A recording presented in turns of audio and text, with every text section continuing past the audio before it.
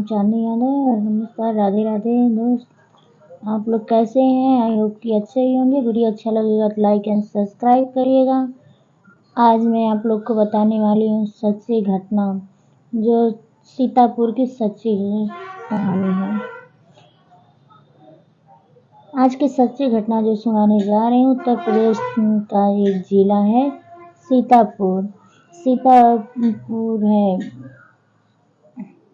का एक थाना है रामपुर मथुरा थाना।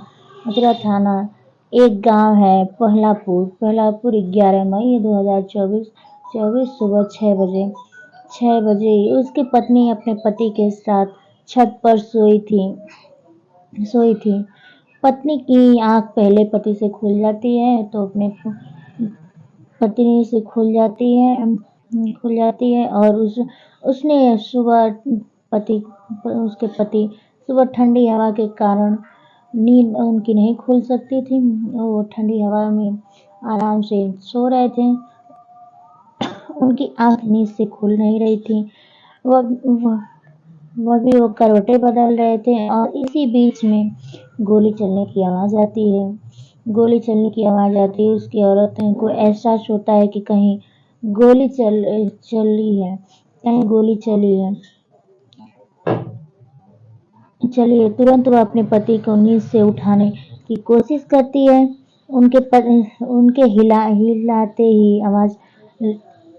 उन्हें हिलाती है, आवाज लगाती है कि उठिए। जैसे लग रहा है कि कहीं गोली चलने की आवाज आ रही है। जैसे उसने अपने पति को बता ही रही थी, वैसे एक के बाद एक गोली और आवाज आती है। उठिए, चलिए, देखिए कहाँ से आवाज आ रही है। जब उसने ऐसे खड़े हुए तो देखे कि पास में ही एक घर है। आरपी सिंह के घर से जोर से चीखने की आवाज आ रही है। जैसे उन्होंने उनके घर गए तो पता चला उनके घर के बगल में आवाज आ रही है। अनुराग सिंह के घर से चीखने की आवाज आ रही थी। जैसे उनका घर पूरे गांव से बड़े लोग थे। बड़ा घर था। बड़े रईस ज्यादा की तरफ थे। जैसे लगता था वो मतलब अमीर कहा जाए कि अमीर की तरह थे। गांव से पूरे रईस थे। मकान था, बड़ा घर था। उसमें बहुत सारे कमरे थे। गांव के सबसे बड़े आदमी थे। जैसे ही उनके घर का गेट खुला तो तीन लड़के मुंह के बल गिरे पड़े मिले और खून से लथपथ हुए। उनके शरीर में ब्लड बह रहा था। जिसमें एक लड़की की उम्र लगभग 12 साल है। अश्वी जिसका नाम है, वो मर चुकी थी।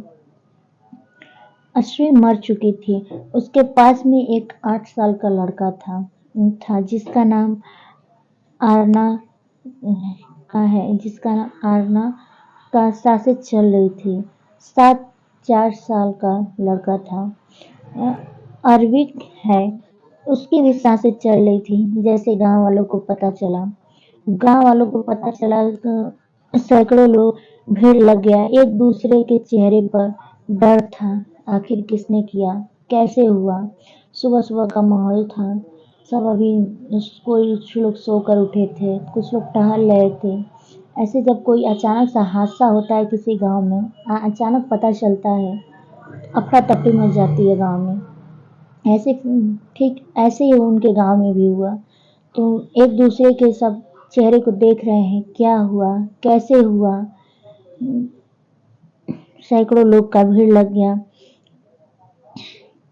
तभी कुछ लोग कह रहे थे कि जल्दी से गाड़ी निकालो, आरना और अवनी का सांस चल रहा है। कुछ लोग चीखते चिल्लाते हुए आए कि जल्दी से गाड़ी निकालिए, और उन दोनों बच्चों का सांस चल रहा है, हो सकता है हम उनकी कुछ मदद कर सके। लेकिन किसी ने चाबी नहीं दिया। एक व्यक्ति के पास गाड़ी की चाबी थी, लेकिन उसने चाबी नहीं दिया। कुछ देर बाद जब गांव वाले ने कहे तो उसने गाड़ी का चाबी दिया और उसको पास ही नजदीकी हॉस्पिटल था, उसमें ले जाया गया। एक बच्चा तो जाते ही रास्ते में ही दम तोड़ दिया। गाड़ी न मिलने की वजह से लेट हो चुका था, ब्लड ज़्यादा बह चुका था। हो सकता है इस कारण से बच्चा जाते ही रास्ते में दम तोड़ दिया। दूसरे बच्चे को डॉक्टर ने अपने पास रखा, एडमिट किया। ठीक कुछ समय बाद डॉक्टर ने बोला, काश इसे आप कुछ टाइम पहले लाए होते तो मैं इसे बचा पाता। डॉक्टर ने ऐसे कहा, कुछ आप लोगों ने लाने में बहुत देर कर दी। जी हाँ दोस्त, लग रहा था उसके बॉडी से भी ज़्यादा कुछ ब्लड बहने के कारण डॉक्टर को बचाना असंभव था, इसलिए डॉक्टर ने उसकी मदद नहीं कर पाए। अवनी, आर्यन, अवनी, कुछ लोग उनके घर के तरफ देखते ही बाकी सदस्य कहाँ हैं। उनको ये लगा कि आखिर बाकी सदस्य 3 बच्चे बाहर दिखे और सदस्य कहाँ हैं। जैसे उनके घर में जाते हैं, पहले रूम में देखा तो 62 साल की बुजुर्ग महिला, जिसका नाम सावित्री देवी था। सावित्री देवी गोली लगी पड़ी थी, खून से सनी थी। गांव वालों ने आगे वाले रूम में देख गए तो उसमें अनुराग का लाश पड़ा था। लगभग वो 45 वर्ष का उम्र था उसका, जिसको सर में गोली लगी थी। सावित्री को सर में गोली लगी थी और उन बच्चे को छत से सोए थे। बच्चे छत पर सोए थे। छत पर से चीखने की आवाज आ रही थी। बच्चे को छत पर से फेंका गया था। नीचे जब कुछ लोग छत पर गए तो अपनी आंखों से देखा तो सब लोग हैरान रह गए। एक 40 साल की औरत जो छत पर खाट पर सोई थी, उसका नाम था प्रियंका सिंह, जिसने हथौड़ा से मार कर एक बार नहीं उसके सर पर कई बार हथौड़ा से मारा गया था। उसके पहले सर में गोली लगी थी। प्रियंका के सर में पहले गोली से मार दिया गया था, उसके बाद से उसके सर पर कई बार उन्होंने हथौड़े से वार किया था। एक बार नहीं बताया जाता है, 2-3 बार उनके सर को हथौड़े से मारा गया था। जब बच्चे CHC केंद्र पर गए थे, उन्हें वापस गांव लाया गया। देखते ही खबर गांव में फैल जाती है और पूरा अगल-बगल गांव में फैल जाती है। ये छोटा-मोटा कोई हादसा नहीं था, जो धीरे-धीरे पूरा गांव में कहर बन गया। पूरा अगल-बगल के आजू-बाजू के जो गांव थे, उनको भी खबर चली जाती है। एक घर से 6-6 लोगों की मौत हो गई। पूरा अफरा-तफरी मच जाती है।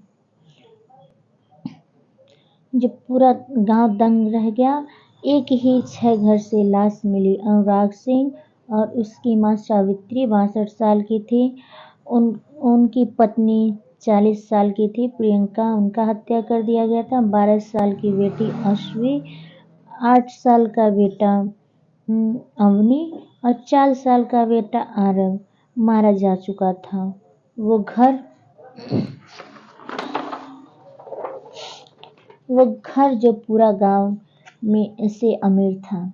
किसने की ये? पुलिस इस बात को लेकर जांच पड़ताल में जुटी हुई है। जुटी है। बताया जाता है जो अनुराग सिंह है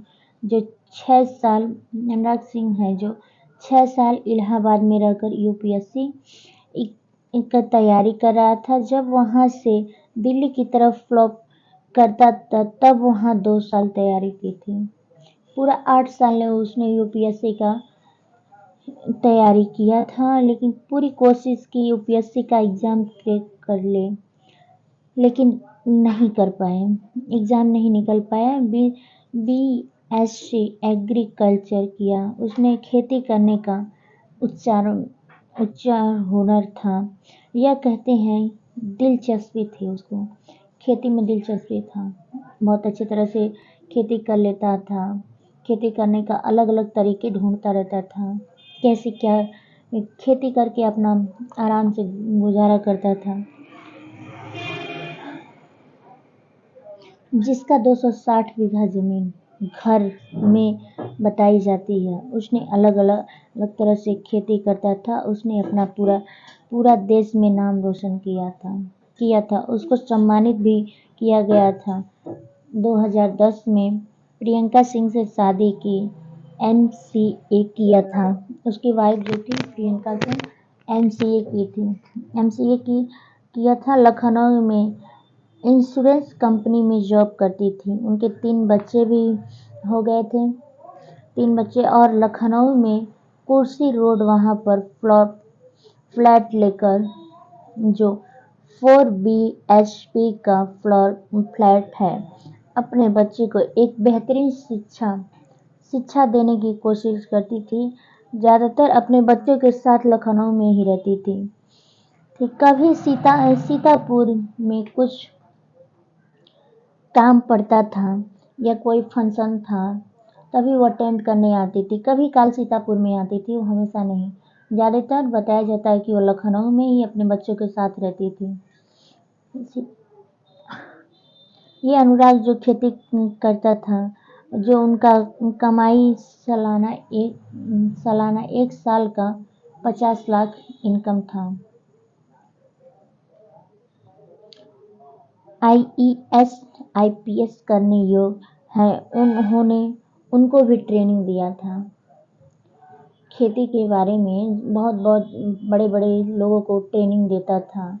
उन्हें अच्छा ये कृषि का कारोबार अच्छा से काम करता था। अलग अलग तरह से उनका एक साल का कमाई बताया जाता है 50 लाख रुपया था।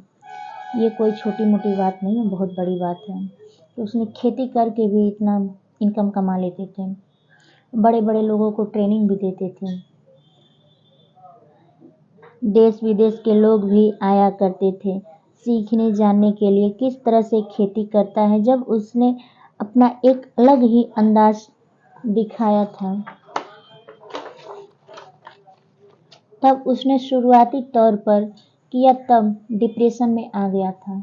जब उसने शुरुआती तौर पर किया था तो कुछ हालातों की वजह से डिप्रेशन में आ गया था और धीरे धीरे शराब का लत लग गया था। बताया जाता है कि जब वो अपने पत्नी के पास जाता था, सही से घर जाने की स्थिति में नहीं थे, वे कहीं रोड पर गिर जाते थे।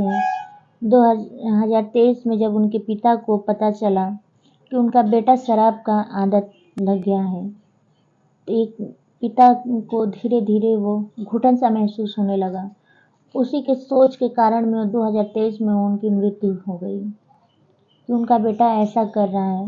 होते हैं ना, एक पिता को ये होता है जिसे उनका बेटा अच्छा काम करे तो पिता को एक प्राउड महसूस होता है, और जब वही बेटा एक गलत रास्ता पे जब निकलता है तो कुछ लोग को हीनता महसूस होता है।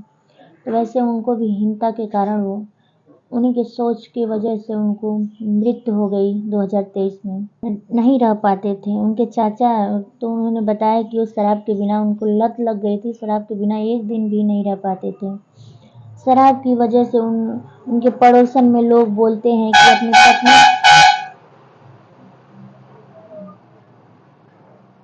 तो उनके पड़ोस में लोग बोलते हैं कि अपनी पत्नी से भी झगड़ा करता था और पति पत्नी के दोनों आपस में झगड़ते रहते थे। तब उनके बच्चों को क्या प्रभाव पड़ेगा। उसकी पत्नी सोचती थी ऐसे झगड़ा करेंगे, रोज ऐसे ही आते रहेंगे, उनके बच्चों पर क्या असर पड़ेगा कि उसके पिता क्या कर रहे हैं। रोज माता पिता झगड़ा करेंगे तो बच्चों पर गलत प्रभाव पड़ता है। तो इस बात को लेकर उनकी पत्नी ज़्यादा परेशान रहती थी।